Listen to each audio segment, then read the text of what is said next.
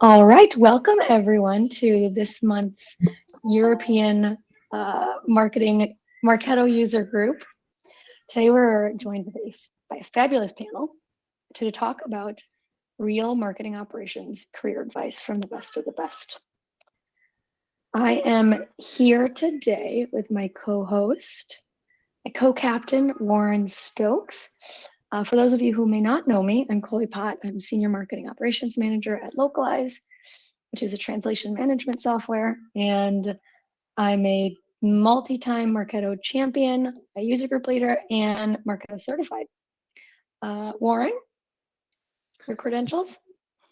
Yeah, sure. I'm just an independent consultant, used Marketo for a number of years. So I'm lucky enough to be able to join Chloe today, and also with our wonderful panelists. So once again, marketing operations career advice, a few housekeeping rules. So the Adobe Marketo Engage user group house rules are the following. We want to stay user focused and have a safe space for members to talk about their use cases and ask that anyone who's attending no self-promotion or pitching of any kind. Don't contact the people outside of the user group without their consent. And if you would like to share a use case at the user group, please also do that only with consent. And lastly, we're using Google Meet today, which is a new experience for all of us. There is a raise hand feature on your screen as a little hand icon that you can raise your hand if you have a question. Don't hesitate to do it during the panel discussion. We will certainly stop and take questions live. And then there's also the chat feature if you would like to submit questions via chat. You can stay connected with our Marketing Marketo user group chapter and many other virtual chapters these days on Bevy at mugs.marketo.com. And the remaining user groups happening this month. Firstly, are you certified yet? If no, or you need to re-up your certification, Adobe for the remainder of the year, Adobe is doing the existing Marketo certification exam, and then they're phasing that one out and doing the new business practitioner exam designed by Marketo champions starting, well, it's available immediately, but it's only going to be available starting next year. And lastly, the remaining user group meetings for the month, you can join me tomorrow as I host the champion office hours. Otherwise, there are about half a dozen user groups in the US time zone taking place between tomorrow and the end of next week. All right, down to business now. So I'm excited to be joined today by Chelsea, Brittany, and Kelly Jo, three women who have been in the marketing operations domain for many years and who have many badges and awards between them all. And Warren and I are very excited and honored that they're with us today. So we'll let each of them give a quick little intro to themselves, and then we will get going. Chelsea. Hey guys, yeah, thanks for having me. I'm really excited. So my name's Chelsea Katich, formerly Chelsea Kiko. So recently got married, in case you maybe have seen my picture, but my name looks different. I am the director of marketing operations at Mcgraw-Hill for the K-12 side of the business. So I manage and oversee, we actually have an automation arm and an operations arm. So we're really lucky to kind of have both featured. And I've been using Marketo Engage for about 7 or 8 years, primarily in the marketing ops space. Thank you. Brittany, how about you? Yeah, I'm Brittany Young. I am a marketing operations manager at McKesson. My role primarily kind of oversees all of our campaign executors and all of that. We have 10 instances of Marketo across McKesson, and the team I'm on manages about 4 of them. So lots of things going on with all of that. Wow, you're busy. Kelly, take it away. I'm last. I'll introduce myself. I see some familiar faces. I'm Kelly Jo Horton. I'm senior client partner at Etumos. We are a marketing technology agency, and my title doesn't really say what I do because it's an agency. It's just an agency title, but I do manage enterprise accounts and teams on enterprise accounts and do larger projects that involve the entire technology stack and not just marketing automation. So every piece of technology that you have that's what I like to do. That's my playground.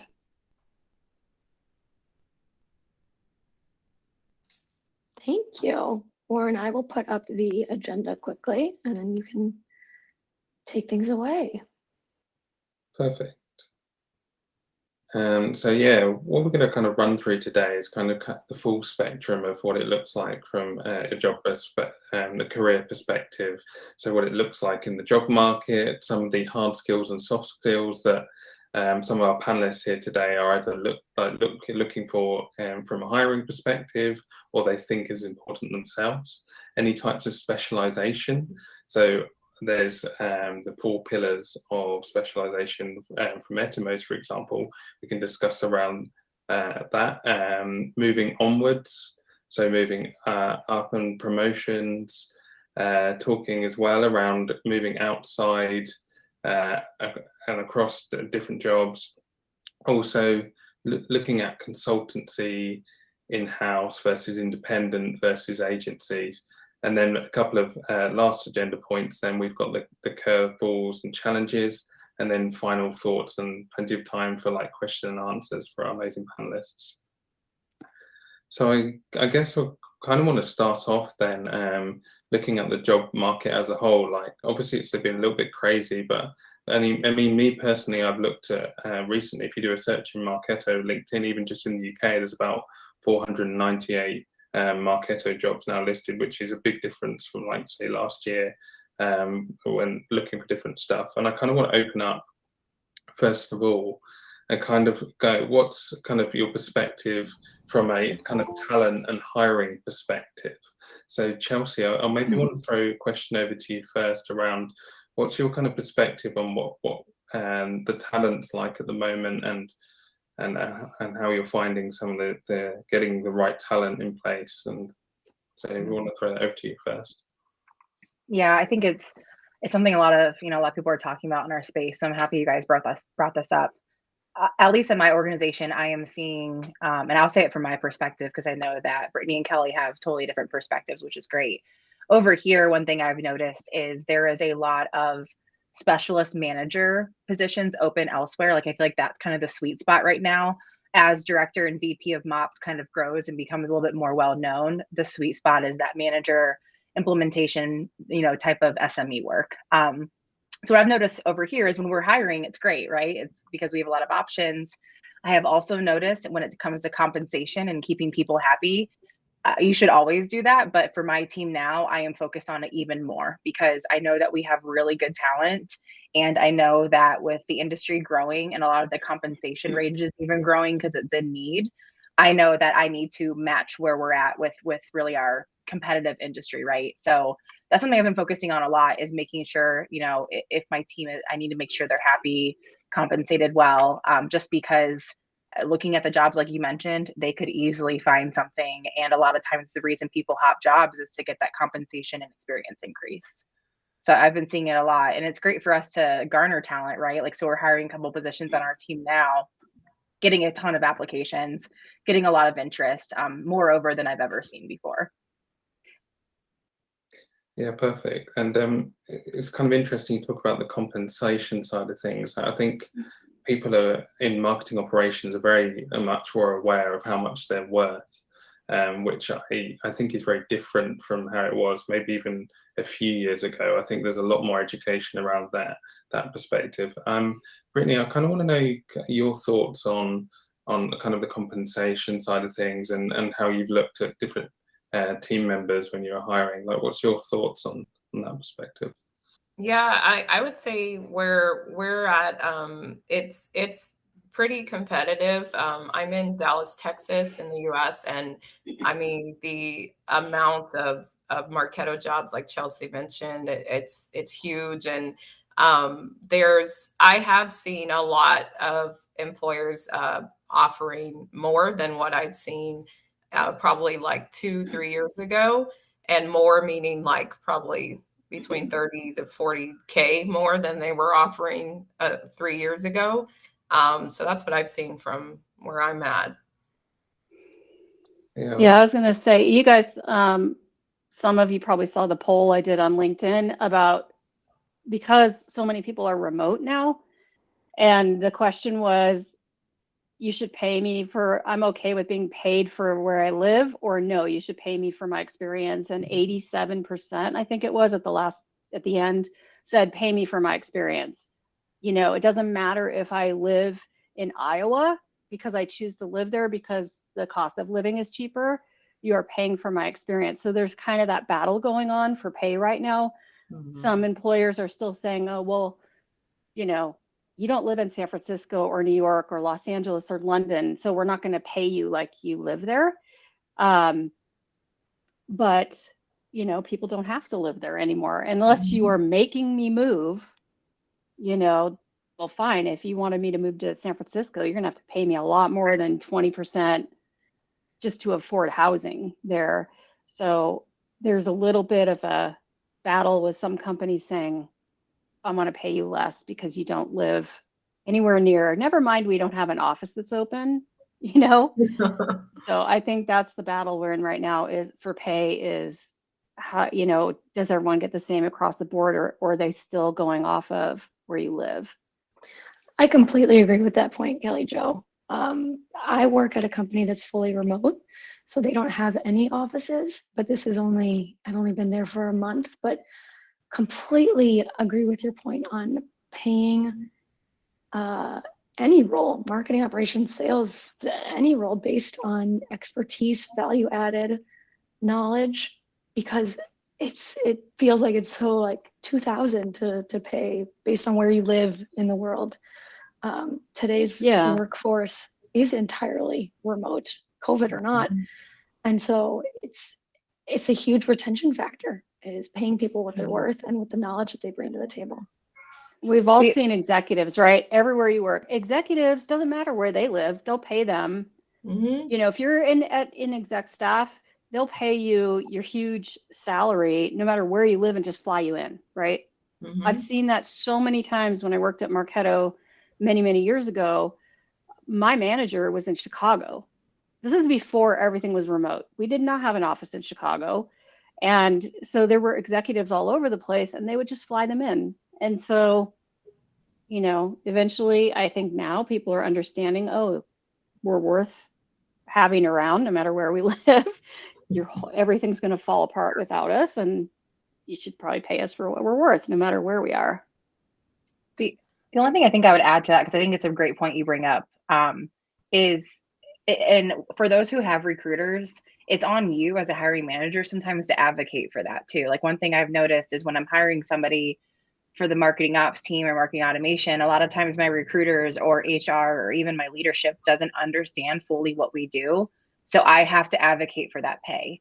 And like a good example recently, what happened is we had somebody here who was a specialist for about 4 years. They moved on to a better opportunity, and they wanted to post that same compensation range. They're like, okay, well, we'll repost it, same range. And I was like, whoa. Nope. First of all, it has changed a lot. This person we were already advocating for, who, you know, was probably underpaid in the industry. So I think that a lot of people have to remember, recruiters and HR are just going to do what they think it is for like a marketing generalist type of role, right? This is a very highly technical, specialized role.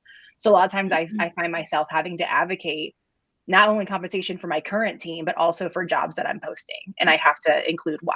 So I think the location and the remote, like, that's just a great point, Kelly Jo, that you bring up, but also it's on the hiring manager a lot to do the advocacy work, because the recruiter is not going to do it for you unless you have, you know, a recruiter like you have at Etumos who knows marketing ops really well, you know, but here they recruit for everything. So just another good point I've noticed, you know, through my experience of hiring. You'd kind of hope it would be based on skills though, right? I mean, particularly now with like the certifications that you can do, all this different Salesforce credentials and all the other bits you can do.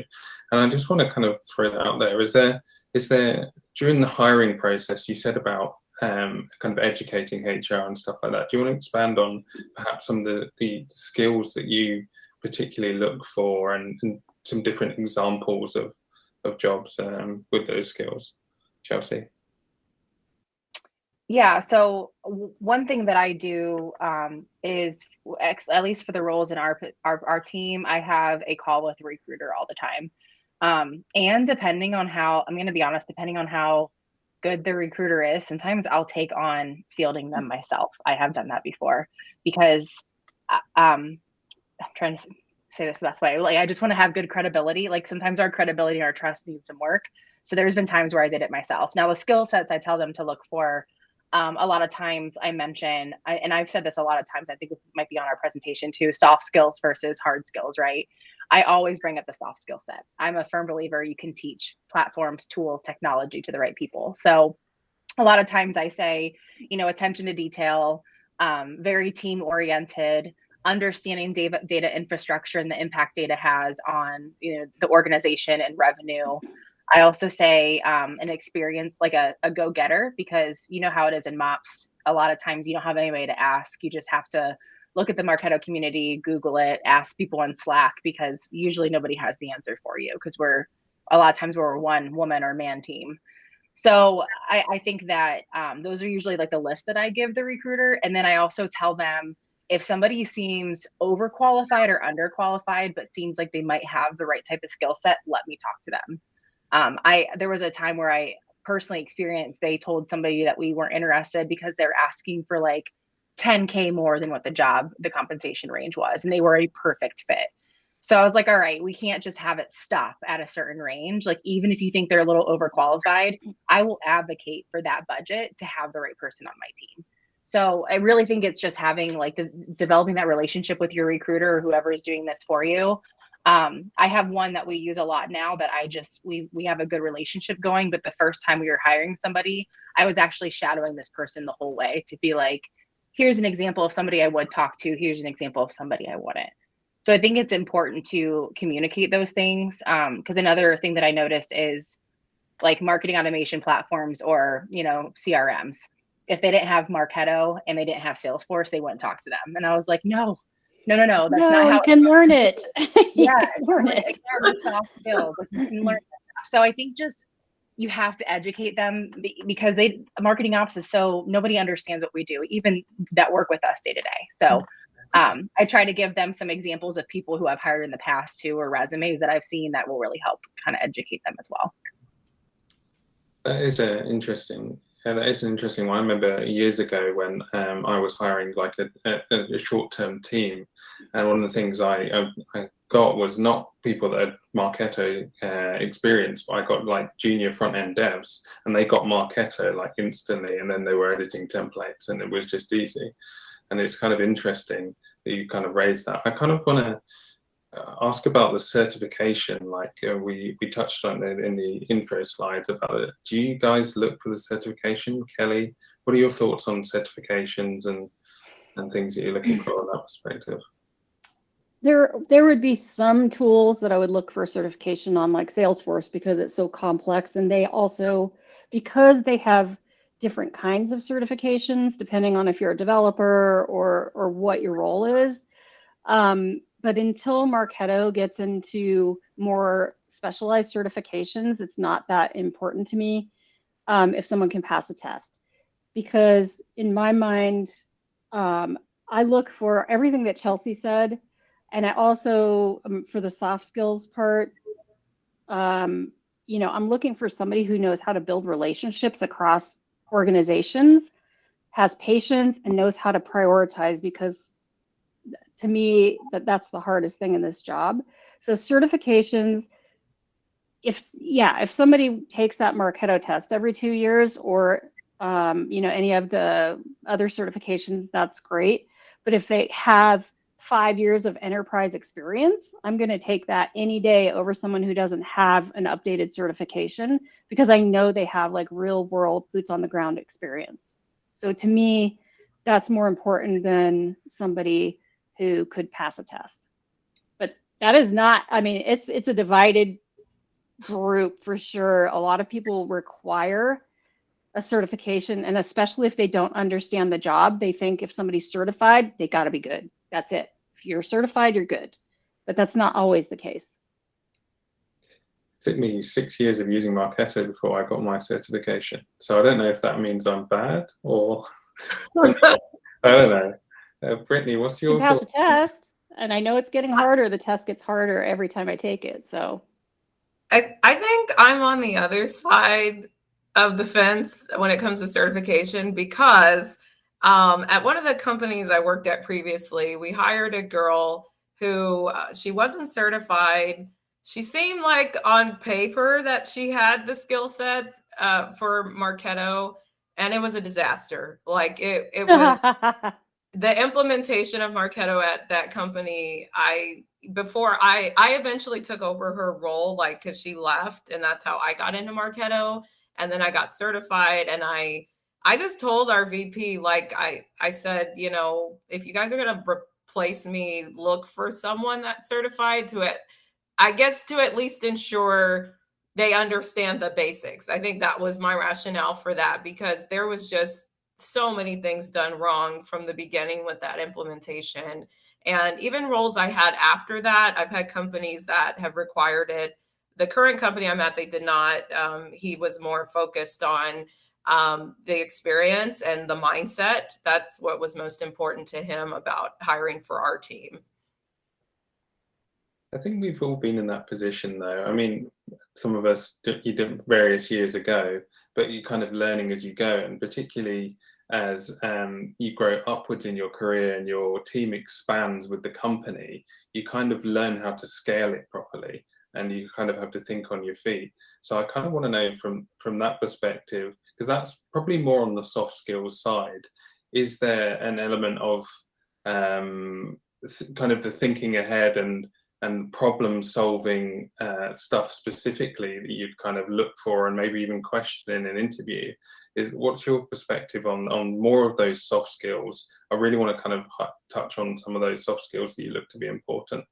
Brittany, do you want to have a thought on the soft skills? Yeah, I definitely think that's a big piece. And I think Kelly had touched on that with just the relationship building part, because a role, especially as you get into like a marketing operations manager or, you know, admin of Marketo, it requires a lot of relationships and working with multiple teams cross-functionally. And I think with our team, that is one of the key kind of soft skills we're looking for, is someone who has that ability to, you know, be able to talk to people and kind of build a rapport. And you can't necessarily be the type that's just like, I'm going to bury my head and do my work, because you won't get very far if that's your kind of mindset. I would say that, in addition to just being open-minded and a natural curiosity, not afraid to ask why. I'm one of those people, like I always ask why. And coming into this organization I'm at now, it's very, very large. And like I said, we have a lot of instances. My first probably 3 to 6 months was asking why about everything. And some people I know get annoyed or irritated, why you're asking, but you know, I think it's important to have that kind of natural curiosity and being able to understand the bigger picture. Yeah, perfect. I want to pivot slightly now over to kind of the specialization side. Now, Etumos have their 4 pillars. So that's the platform operations, the campaign operations, marketing intelligence, and the marketing operations development. So that's more of the DevOps side. I kind of want to ask you guys, so I'll throw it over to Kelly first, around kind of the advantages of some of the specializations. And have you ever specialized before? Because I know, Kelly, for example, you've got a very diverse kind of career history. What's your thoughts on specialization? yeah, that's a nice way to say it. I've been in a lot of startups, and so yes, my career has been very diverse. So I think we're just getting to the point. I was just thinking about this randomly this morning before our call. Because we've all seen the job descriptions with no boundaries, which has been the norm. Marketing operations manager means 1,000 different things to 1,000 different people. And so I think we're finally starting to realize that there are specialties, and that marketing operations doesn't just build and send emails, which is nice, but there's a lot of education yet to do. So I I feel like we're getting to the point where if you want to choose a specialty, I mean, everybody starts out as a generalist usually, unless you come in as an engineer. Like, I'm going to build custom API integrations all day, every day, and I don't want to talk to people. There are roles like that. If you don't like being front and center and you want to be on the back end, there's plenty of work to do velocity scripting, build templates, all that kind of stuff. And then, email specialist, someone who really knows their way around nurture and all of the logic and all that stuff. And then now we're finally seeing director level jobs and VP level jobs for people who understand the entire ecosystem from beginning to end, from lead acquisition to closed one. So I just think we're slowly getting to the point where there are specializations. I have chosen to go dive more into the architecture, which is why I look at entire ecosystems and help people build out like what they need to drive everything, demand gen, sales, all of it. But it's not just marketing automation anymore, which it used to be. Marketing ops was marketing automation. And now, because our world has expanded to these 8,000 platforms, it can't be that anymore. It's just not feasible to have it be that anymore. So specializations are here to stay, I think. Bigger companies have them. Smaller companies still have teams of one, but they need to understand that team of one doesn't last forever. Do you think it kind of restricts you slightly if you do choose to specialize? And I kind of want to throw that over to Chelsea, who I know has a big team, and people in the Champion Slack group always look to Chelsea to kind of get her understanding of team structure. So I'm kind of curious from your perspective, do you think it would narrow your perspective if you choose to, specialize, particularly now? Personally, I don't think so. You got to know that that's probably something you're always going to work on, but I don't think it's something that's going to narrow your experience you can have. Again, it's all about your manager or your director or your department chair of how they want to use your talents and skill set, and voicing to that person, to your manager, that you want to develop elsewhere as well. So, like for example, we have a couple people on our team who we have a set of marketing automation specialists. They know their SME is Marketo, they're Marketo certified. We know that as long as they're in that position, they're going to be building campaigns. It is just part of the job. That's what they'll be doing.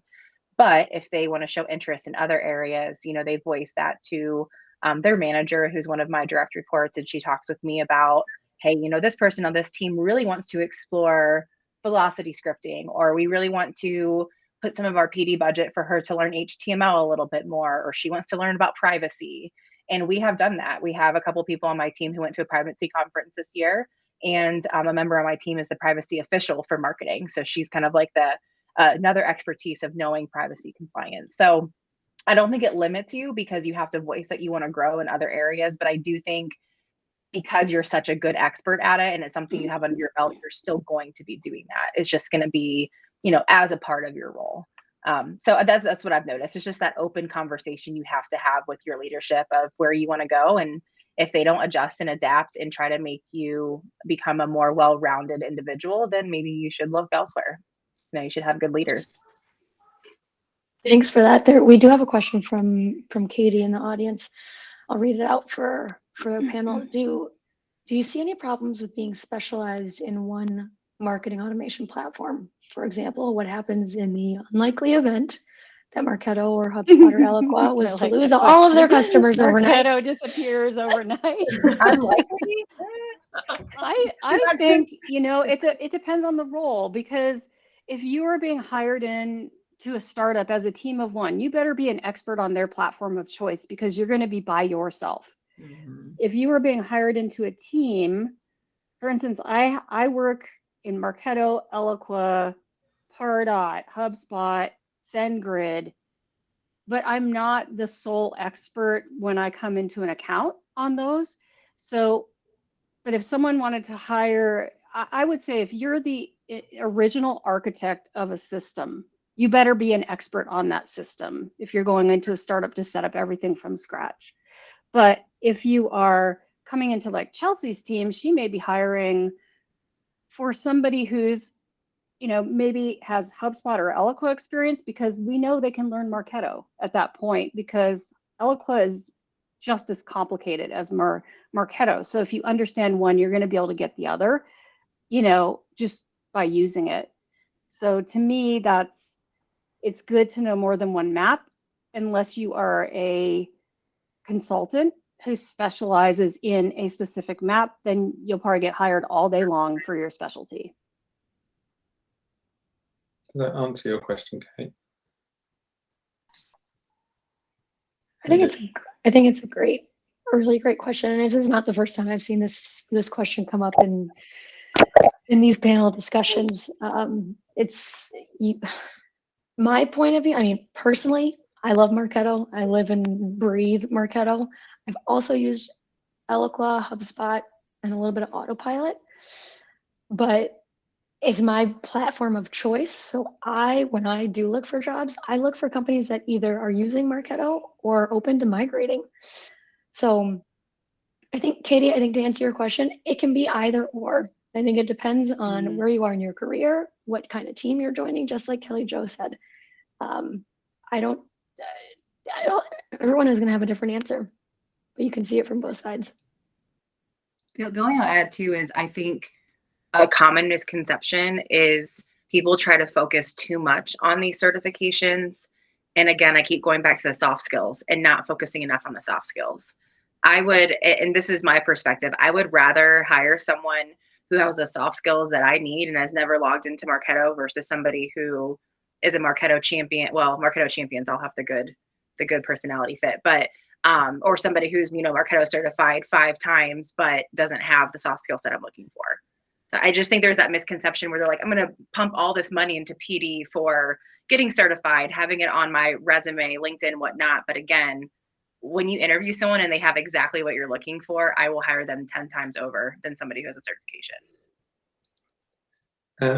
I want to touch on promotions now and kind of onwards and sort of outwards and stuff like that. So I kind of want to just ask, what's your advice on, because all 3 of you, our panelists today, are absolutely like superstars. They are quite senior in their roles. So I kind of want to ask, so I'll throw it over to you, Brittany, first. Like, what's your perspective on how you kind of navigated from that kind of marketing manager, like kind of upwards? And so what's your thoughts on that? Yeah, I was recently promoted, just like beginning of this month, which was super exciting and unexpected. But I would say what really helped get me there was doing kind of having that bigger scale mindset. I actively took initiative on some projects that, weren't necessarily related to just campaign ops. And, I have a digital marketing background before I was even in anything to do with marketing ops. So I really just saw things and said, hey, we need to be doing this, that. And luckily at our company, they really pay attention and reward people that they see that kind of take that initiative to just, see the bigger picture. And I would say that's probably been, even in some of my other roles, that's been what has got me to advance, is just, I hate to say, but I guess not just doing my job, like doing a little bit more than my job and kind of seeing the bigger ecosystem as a whole, not just the marketing automation platform or what the team is, sending emails about. Chelsea, over to you. What's your advice on getting there? Because I noticed you've been promoted a couple of times, actually, even your most recent company. Yeah. Well, congrats, Brittany, first of all. I know I told you via Slack, but congrats. It's great to hear from people who have grown on their own. I recently got an elevated role in March. I think March, I forget, it all blurs together, but I think of March of this year. So we actually, I think Kelly Jo was mentioning this earlier about seeing more director and VP level. So I'm the second director of marketing ops. So my former boss was the first one to be a director of marketing operations. So it's still a newer role for us. I'm really happy that our organization identifies there. I would say in terms, I really agree with Brittany of going above and beyond. From the people perspective, it's also developing your team too. So my promotion might have been a little bit different than yours, Brittany. I don't know, but I was managing one person at the time, and I got elevated to now managing a whole department. I will say a big thing that went into consideration is how I grew my team too. So not just myself going above and beyond, but my team going above and beyond. Us, really providing revenue results, campaign results that are beneficial to the company, and what plans, what things we are doing, right? So we also have a lot of agency support. Another thing that they saw that our team was doing well is managing the agency too, because agency is so much spend. They would rather us use them wisely. So that was another thing they saw, is, Chelsea and team are really using the agency right. We're paying them a lot of money, but they're doing some really great projects for us. So I think it was a combination of how I handled our vendors, our team, and really having a representative from the marketing ops side, because at this point, my team is the only team who has expertise in our Marketo system and the data behind it. So I'm lucky that our senior leadership wanted somebody at the table to talk through that data. And I think they saw it because so many teams rely on us so much to understand the data and how it correlates together. So I would say being beneficial in your work, but also it's really hard to be known in marketing ops because you're so behind the scenes, but do the best that you can to get yourself out there, for people to know you and your team members' names and to really try to do that good work. I think exposure will help you too if you want to grow in your role. I'm a little bit of a difference. Well, I'll add a new perspective. Getting promoted, it really depends on what department you sit in and who your manager is. If you get hired in and are reporting to a director of demand gen, you're at a ceiling. You're not going anywhere unless they create a centralized demand center and let you manage it and pull it out of demand gen. So I would be careful. I've noticed, because I've sat in a systems group, IT, marketing, RevOps, I've been in a lot of different organizations. And I found that if you're hired in under a director is somewhere in marketing, the only way you're going to get a director level role is if they create a new organization for you. You're not going anywhere, probably, if you report to a director. So know your audience, your manager. If you are in a business systems group, they are going to value your technical expertise over, everything else, and you'll get promoted based on IT standards. If you're in marketing, they're going to value your contribution to the entire data visualization, pipeline, revenue, all the things that marketing cares about. So I think in my experience, I've had to switch jobs to get promoted because I had been hired in under a director of demand gen or something like that. So just sort of look at the organization if you're moving jobs and ask what the career path is, and ask, if they ever see themselves creating a centralized demand center. Like Chelsea, it sounds like you manage, a whole group of people for marketing ops. So you have a little bit of autonomy in managing those people. So I think it's very dependent on how mature your marketing organization is. If they even understand what you do, like Chelsea said, you have to be really vocal in the meetings, and a lot of times you have to, it takes time to get respect from these people and to prove your worth. So just, keep it up, be patient. And honestly, if you feel like you're stuck under a director somewhere, move, I think, because you aren't going to go anywhere. That's my opinion, but it's been my experience. Sometimes moving is the answer. No, I completely agree with you. I mean, As you see, a lot of people jumping now because there's so many jobs, right? So yeah. I've definitely done that.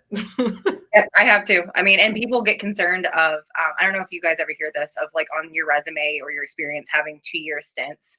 Nobody cares anymore. They really don't. I don't look at that when I hire, so don't be concerned about that. If you're at a place for 9 months and a better opportunity comes along where you're more valued, paid better benefits, whatever it is, then jump ship and call it a day. No, nobody cares anymore about that. I completely agree with that statement, Chelsea. I can attest firsthand to jumping jobs a couple times in the past year. Same. So especially during the pandemic, everybody has an excuse, because I got laid off in the middle of the pandemic too. So and then, so it doesn't matter. I would say if the employer who's interviewing you asks about that, that's another kind of like yellow flag to me. I don't think it should even be asked. Like, oh, I've noticed you were at 4 different jobs in the last year.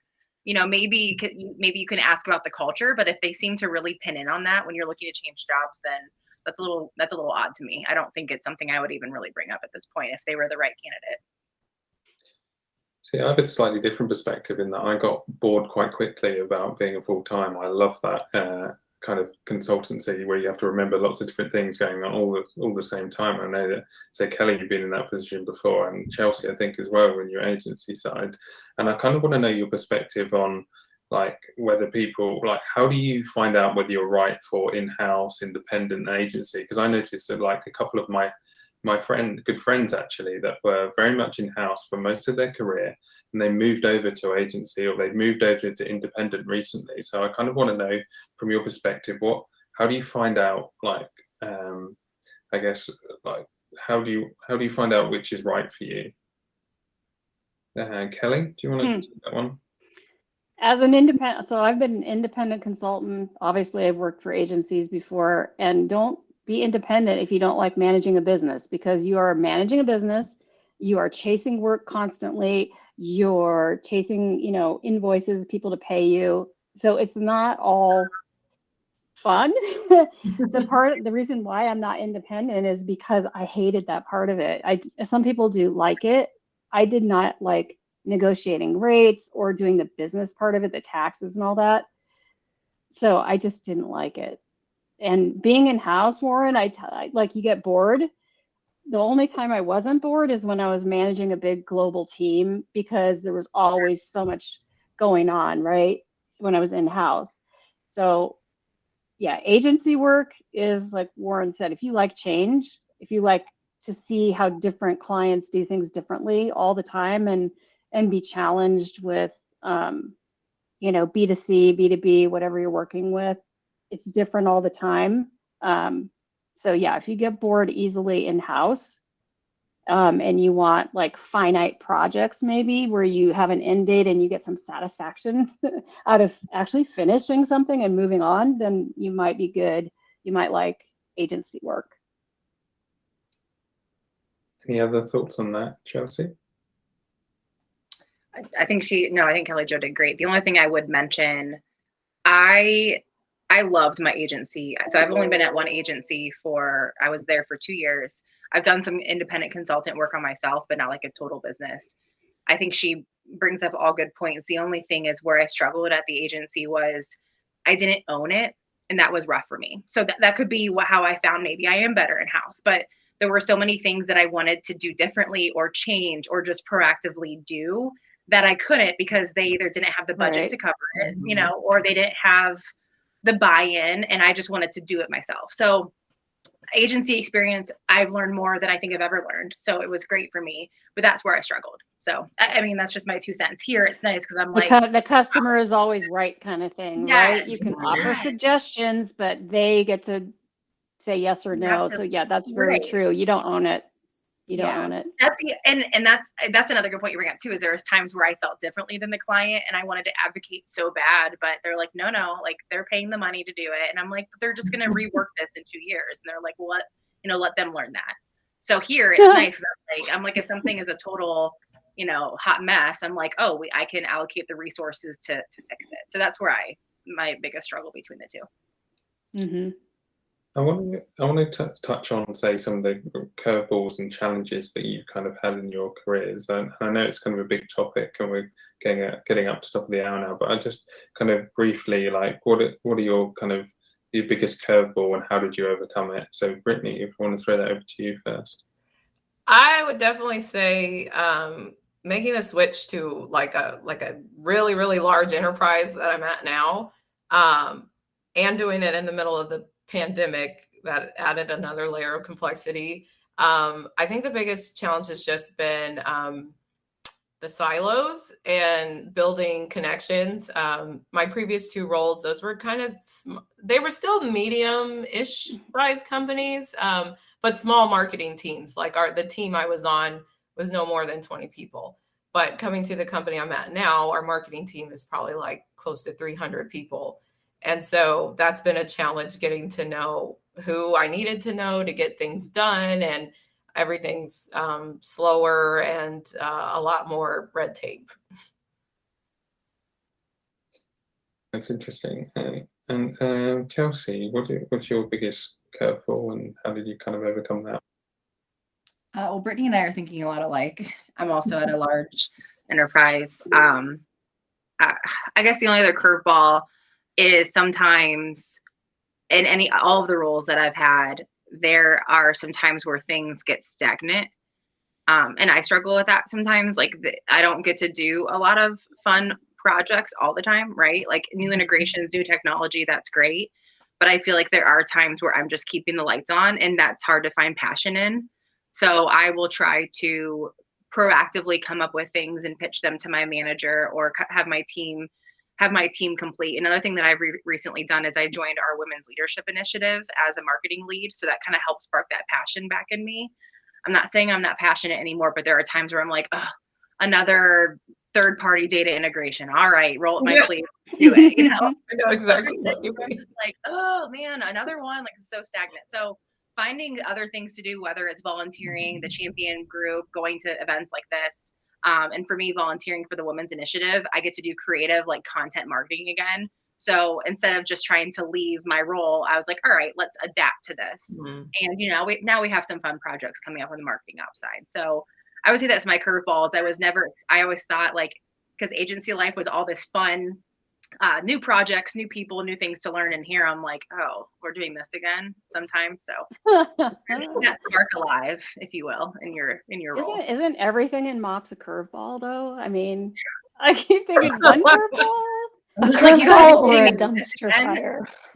The thing for me, the most that I just get so frustrated with sometimes is if you're in an organization where you have a stakeholder who just doesn't get it and doesn't respect your role and says that, to me, the curveball is these people still have jobs. I just was like, how have you been in this job for so long and you don't understand that we're not just typing in an email in MailChimp and hitting send to a list?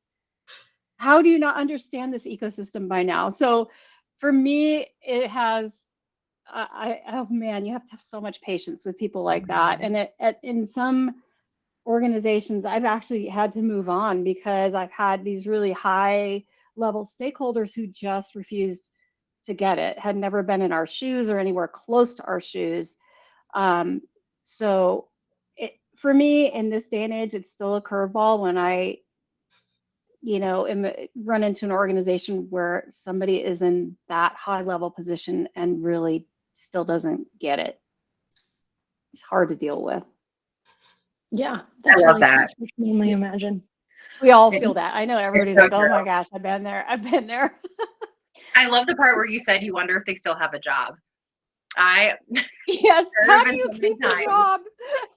Yeah, not in my current role now, but a previous organization I was at, there were a lot of those. I'm like, I swear these people do nothing all day, but like email me and ask me if I can change a Word doc into a PDF. And I'm just like, oh my gosh, how do you have a job? Like, and you're making, like, at the time I was like, these people are probably making double, triple my pay, and I'm doing, it's just outrageous. So that's a really good one, Kelly Jo. But if you're at an agency like I am right now, they're hiring you because you're an expert. So you come in with that respect most of the time. Sometimes people treat agency resources like little minions, peons, but a lot of times if you're getting hired in as an architect, you have that respect built in, which is kind of nice. And they're hiring you because they are wanting to change or transform, and they're a more mature organization. So it's kind of nice to walk into organizations like that on a project, but in general, in-house, it's a crapshoot sometimes.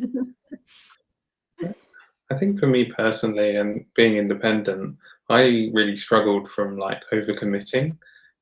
So I would overcommit to lots of different things, and then I would end up doing a bad job. And I learned that quite early on, that you can't really do that. Learn how to evaluate a project properly, and that evaluation process then puts you in good stead for anything that you then do, whether it's a job, whether you move then into an agency side. I think learning how to evaluate properly is something that I learned particularly, like, I guess early on when I first kind of was a bit independent, like, how do I make this project into a good job and what to look out for in bad project? And I think you can take that evaluation process pretty much anywhere, actually. So that's kind of my sense on it. Well, Chloe, I'm not sure if what's your level? Yeah, I empathize with everyone's challenge and curveballs that they've shared, but I think one that definitely sticks out to me is similar to what Kelly Jo mentioned, is like getting that expertise from people outside of marketing operations, whether it's in your organization or if you're in an agency. I've only been in-house side, and I've definitely experienced that, which explains why I've changed roles so frequently in the past 12 months, is that you reach a level in a company where you can't move up and new layers of management get added in, and they don't understand marketing operations as a whole, or because you've been in a company for so long, they don't take your expertise as they should. So I definitely second what Kelly Jo said about demanding and getting the respect and expertise for your knowledge that you have has been a curveball for me in the past 3 years. You're in a good place now. So yeah, you're doing really well. So that's really pleasing to hear. Thank you. Yeah, it's a lot of fun, this new gig. I kind of then, on the last couple of minutes that we have left, like, just final thoughts and advice that you just have from people that are kind of progressing through their career. And I know certainly our audience, particularly in the EMEA virtual group, are kind of mostly Marketo admins, kind of that level. I just want to know kind of your just final thoughts, final advice. So Kelly, do you want to start with that one? As I'm sure some of you have seen, I host a thing called MOPs Talks, which I haven't done all summer, but it's all career focused. And I would say this is such a varied career. You will have jobs you'll never be wanting for a job. If anybody wants to get into this career, I highly encourage it. Every time I talk to like college students or kids who are looking for something, it's endless. The possibilities in this career are endless. So you can, just be curious, be open to learning new things. And like Chelsea said, Brittany said, everybody said, if you see something that needs to be done, do it. Like, try something new and get out there and you'll be noticed. If you make a difference in the bottom line of the company or the top line revenue, that's going to get you noticed for sure. And you can write your own ticket. I would say don't limit yourself at all by expertise you have now. You can write your own ticket. Just go learn something new if you don't like what you're doing. Perfect. Thank you for that. And Chelsea? Final thought. Yeah, I think Kelly Jo said it really well. I really think the only thing I would add, I agree. I try to tell, like, I have a cousin who's 22 and I'm like, go into marketing ops. I want to like shake it into his head. I'm like, you need to, you will make decent money and you will have a great role. And he doesn't want to listen to me. So I try to do that as well. But the other thing, I would say for those of you who are already in like specialist or manager roles, one thing I coach my team on a lot about is figure out for your trajectory where you want to go. Meaning, a lot of times people will grow in their SME role and they'll just be really good at being an SME and being good at systems and taking on more systems. And then you have people who go the people managing route. A lot of times people are like, oh, I want to be a CEO, I want to be a CMO. That's great. But do you realize the higher up you get, the more people delegation and people work it is. So I try to make sure people understand that, like, yeah, it's great to be a VP or even a director, but I haven't logged into Marketo. You're not going to be touching the systems anymore. You're just going to be dealing with politics and meetings and management. So if that's what you want. Yeah, and I try to make sure people understand that, like, figure out where you want to go from here. I know a lot of people will intern or have one direct to see if that's where they want to go. But I want to say 90% of my job is advocating, dealing with people, delegating, setting the vision for our team. And I don't really log into the systems anymore at all. So just figure out what route you want to go and try to test the waters and see. And I think people think being an SME limits them, but it does not. You can be a really good SME and grow and make some really good money and understand the systems and be happy for it. So that's the only advice I give. You don't have to manage. You don't have to manage people to have a good time. And there are some people who manage people who shouldn't be managing people. There's a lot. So try to make that choice. Yeah. I just think it's a clear delineation of how your trajectory could go. Yeah. Awesome.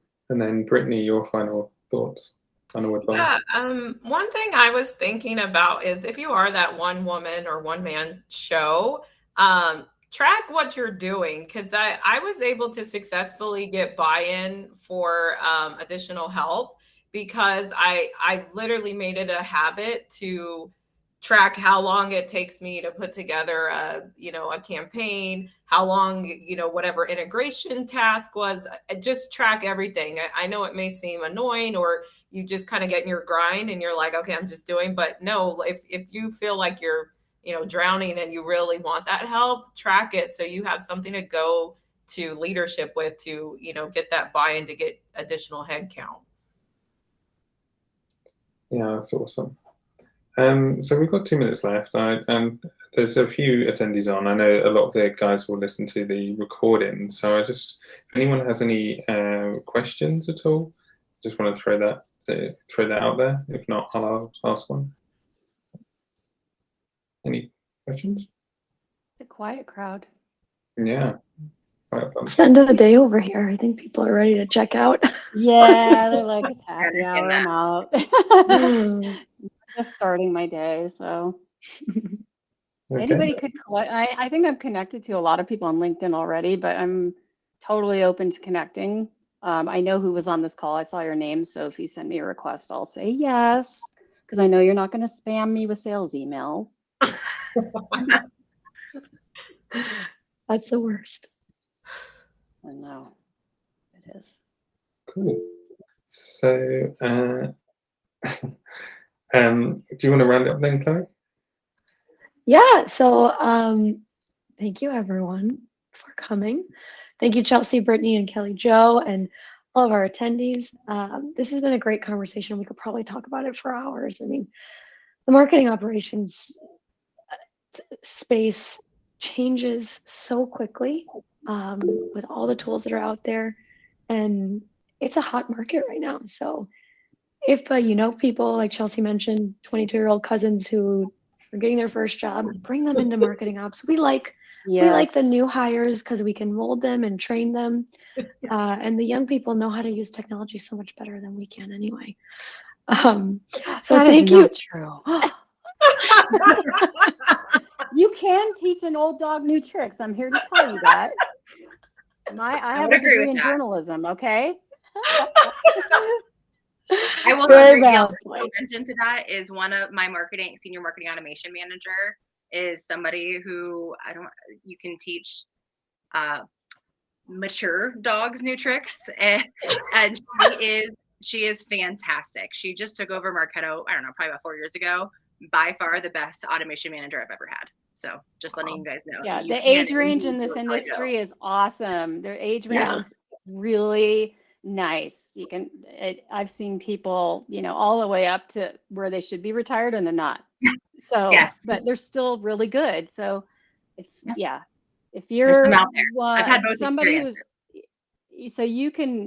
this is like a huge diverse crowd in this industry. I love it. Mm-hmm. Yeah, and we're a lot of fun too. All right, but again, thank you everyone, and for those who watched the recording, thanks for checking in on the YouTube channel, and we'll see you all next time at our next user group. Thank you. Thanks, guys. Adios. Yeah.